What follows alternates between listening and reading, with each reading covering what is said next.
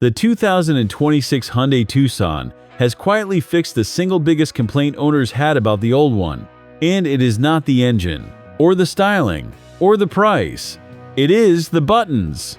After years of hiding everything behind a flat touch panel, Hyundai has put real, physical controls back into the Tucson. And honestly, that might be the most important thing this whole update does. Let me explain why that matters so much. The previous Tucson looked slick, but it buried the climate controls and the shortcuts in a touch-sensitive strip you had to look down at to use. Owners hated it, reviewers hated it, and Hyundai clearly listened. The refreshed car brings back proper rotary knobs for the temperature and physical shortcut buttons for the things you actually reach for while driving. It sounds like a small change. In daily life, it is enormous! But before we climb inside, let us talk about how it looks, because the update sharpened that too. The Tucson still wears one of the boldest designs in the class, with that striking front end where the daytime running lights hide inside the grille itself until they suddenly light up. It is a proper piece of theater. Down the side, the sharp creases and angular wheel arches give it real road presence, and it looks more expensive than a lot of its rivals sitting next to it. This is not a shy, anonymous family SUV. It has genuine character. Now, back to that cabin, because this is where the 2026 car really wins. Ahead of you sit two 12.3-inch screens, joined together under one pane of glass, and they look sharp and modern. But the star is what surrounds them. Alongside the return of the physical buttons, Hyundai has moved the gear selector onto a stalk on the steering column, which frees up the entire center console. That leaves you a big, usable storage area, a wireless charging pad, and twin cup holders, all exactly where your hand naturally falls.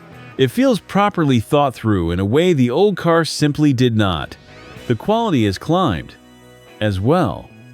The materials you touch most often feel soft and solid, and the switches move with a satisfying weight. Even mid-range versions come loaded with the kind of kit that used to be reserved for luxury badges.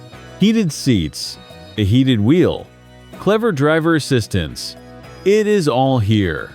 Hyundai has always been generous on equipment, and the Tucson keeps that tradition going. Space was always a Tucson strength, and it still is.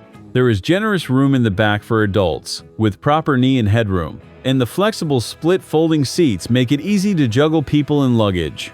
The boot is big too, at over 600 liters in the UK cars, or around 41 cubic feet behind the rear seats in the American ones. Fold everything flat, and it opens into a genuine load carrier. Cars this size rarely feel this genuinely family-friendly. If honest, useful breakdowns like this help you shortlist your next car. Take a second to subscribe, because there is a lot more coming. Under the bonnet, the Tucson gives you more choice than almost anyone.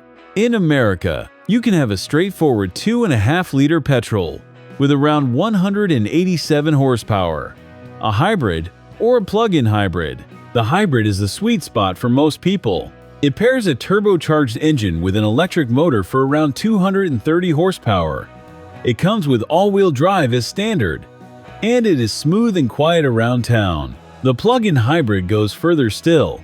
It offers around 33 miles of electric-only running in the American car, or up to 43 miles in the European version.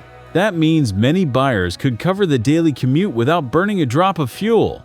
On paper, those hybrids look like an easy win.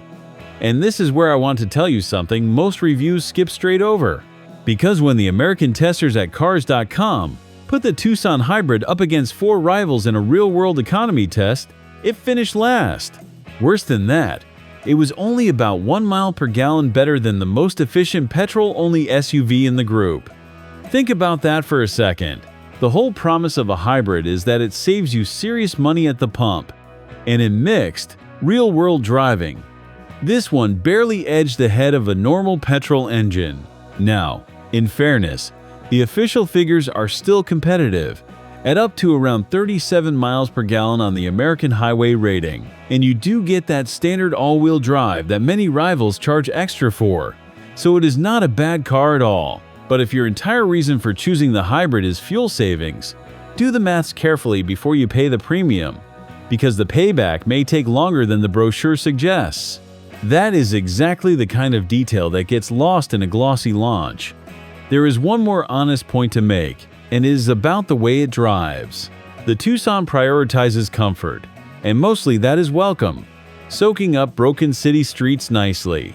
But push it along a winding road, and the soft setup shows its hand. There is noticeable body lean and a slightly wallowy, side-to-side motion that the sharpest rivals in the class keep better in check. This is a cruiser, not a corner carver, and you buy it knowing exactly that. There is a strong ownership case though, and it is worth weighing. Hyundai still backs the Tucson with one of the longest warranties in the business. That peace of mind, plus the sheer amount of standard equipment, is a big part of why so many families keep coming back to it.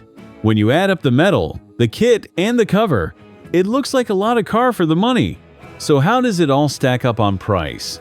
In America, the Tucson starts a little under $30,000, with the hybrid from around $34,000 and the plug-in hybrid from around $40,000. In the UK, it opens at just under £31,000. Wherever you are, it lands right in the thick of the compact SUV fight, up against the Toyota RAV4, the Honda CR-V, and its own close cousin, the Kia Sportage. So here is the honest verdict on the 2026 Hyundai Tucson. This facelift takes an already good SUV and makes it far easier to live with, mostly by admitting the touch-everything cabin was a mistake and simply fixing it. It is spacious, it is striking, and it comes loaded with choice. Just go in with clear eyes on two things: the soft ride and the hybrid that saves less fuel than you might expect. And the Tucson makes a genuinely strong case for itself.